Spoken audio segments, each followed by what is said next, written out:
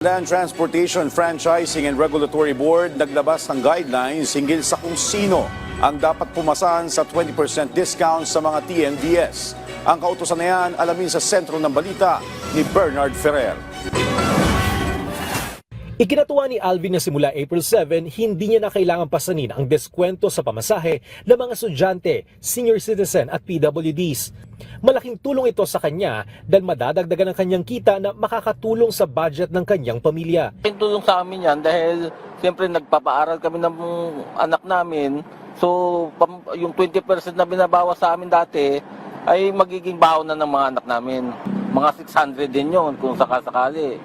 Ayon sa Memorandum Circular 2025-10 na inalabas ng Land Transportation Franchising and Regulatory Board o LTFRB, ang 20% discount sa pamasahe ay pantay na hatiin sa pagitan ng mga transport network companies o TNCs at mga TNVS operator. Ang TNCs ay mga kumpanyang nagbibigay ng ride-hailing services sa pamamagitan ng mobile applications, habang ang TNVS operators naman ang siyang may-ari ng mga sasakyang ginagamit para sa serbisyong ito. Nilinaw ng LTFRB na ang tinakdang deskwento sa pamasahe ay hindi dapat ipasa ng TNC sa TNVS operators sa TNVS drivers.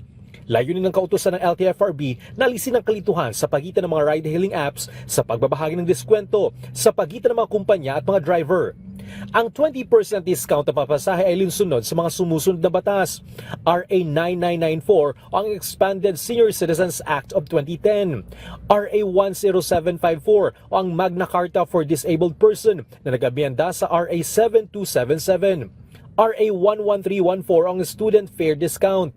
Sa ilalim din ng Memorandum Circular 2015-016-A na inamyandahan noong 2017, kung saan nakasaad ang mga deskwento na itinakda ng batas ay dapat sagutin ng TNCs.